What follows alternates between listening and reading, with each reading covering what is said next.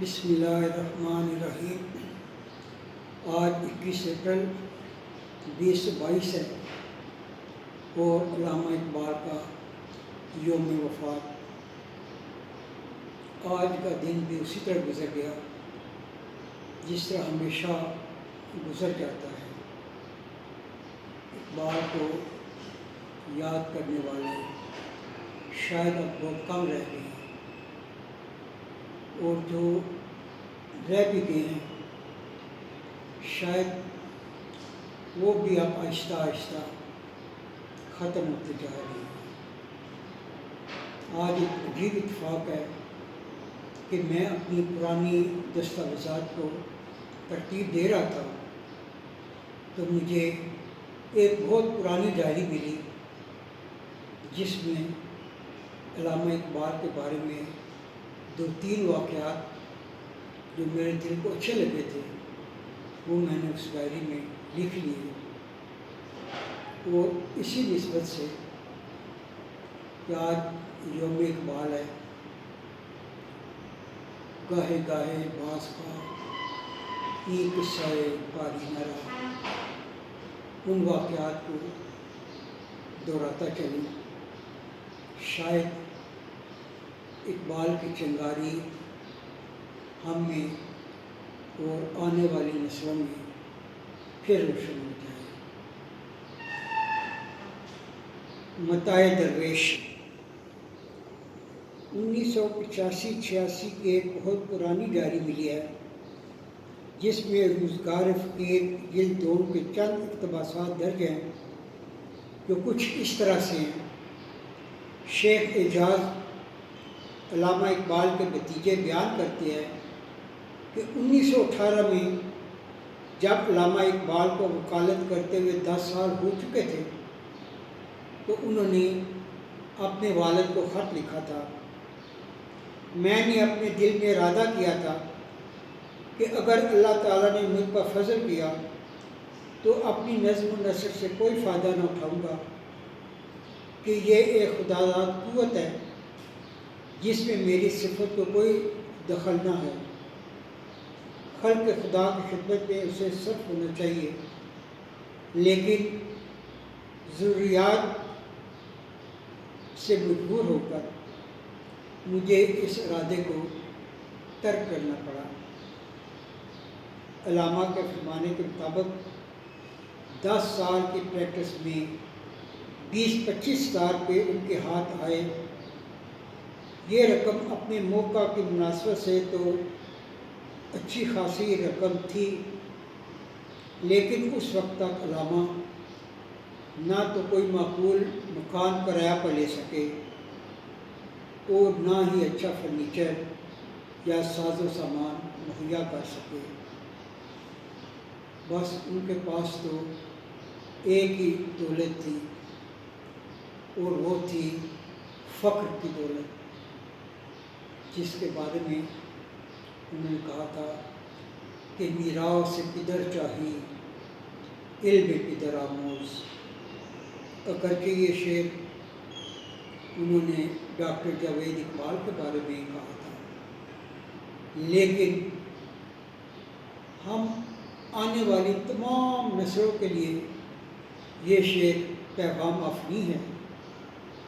کیونکہ اس وقت تک ہم کمال کی بلندیوں تک اور علم کے عروج تک نہیں پہنچ سکتے جب تک ہم میں ایک طرف لگن، جستجو اور عمل کا جذبہ قائم نہیں ہو جاتا۔ ڈاکٹر جاوید اقبال نے علم پدر خوب سیکھا، ڈاکٹریٹ کی، قانون کی اعلیٰ تعلیم حاصل کی، ایک نامور وکیل سے ترقی کرتے کرتے ملک کی اعلیٰ ترین عدلیہ تک پہنچے، اور اس طرح انہوں نے اقبال کے اس شعر کا حق ادا کر دیا اور اپنے والد کی میراث کے سچے حقدار بنے۔ 13 اکتوبر 1935 کی وصیت کے مطابق علامہ صاحب کا کل اثاثہ یہ تھا اس وقت جو میری ملکیت کی چیزیں ہیں ان کی تفصیل یہ ہے، کتب فلسفہ، لٹریچر وغیرہ، ان میں سے چند کتب یعنی اپنی تصانیف کردہ کتب کے چند مطبوعہ اور غیر مطبوعہ مستجات، مصنوعے مولانا روم فارسی اور انگریزی مرتبہ ڈاکٹر نکلسن، ڈاکٹر دیوان مرزا عبدالقادر بھیدر اور اسی طرح کی چند کتب ان کے پاس تھی، لیکن جو سب سے قیمتی اثاثہ تھا وہ ان کا قرآن پاک تھا، جو ہمیشہ ان کے زیر نگاہ رہتا، اور شاید اس میں علامہ صاحب کے اشک سحرگاہی بھی شامل تھے۔ علامہ صاحب کہتے ہیں کہ یہ کتب اور مسودہ جات میں نے جاوید کو بطور یادگار تحفہ دے دیے ہیں،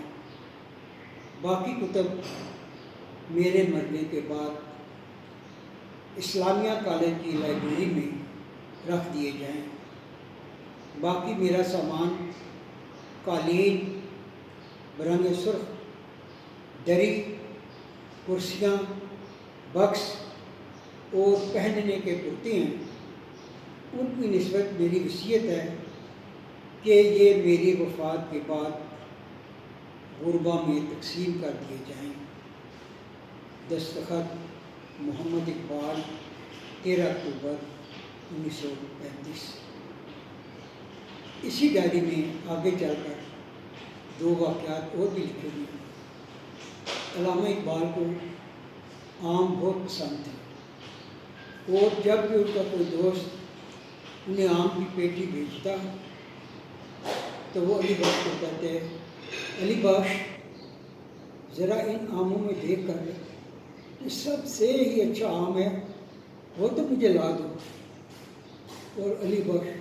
سب آموں کو دیکھتا، الٹ پلٹ کے دیکھتا،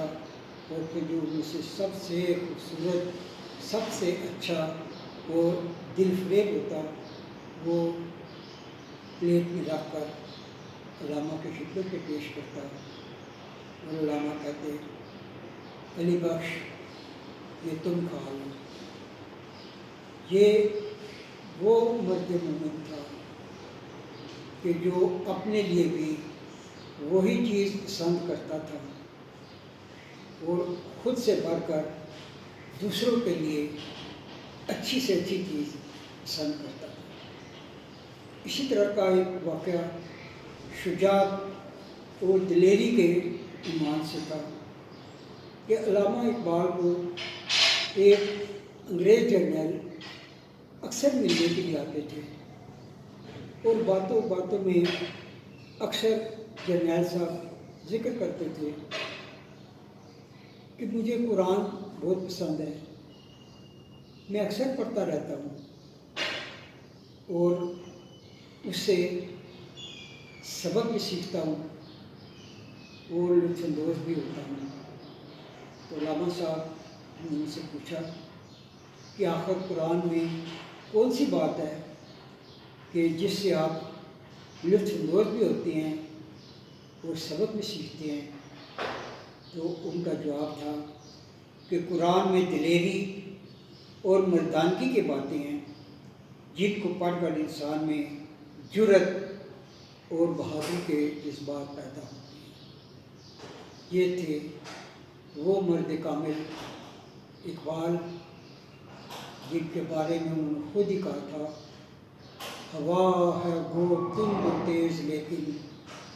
چراغ اپنا جلا رہا ہے، وہ مرد درویش جس کو حق نے دیے ہیں انداز خسروانہ۔ اللہ حافظ۔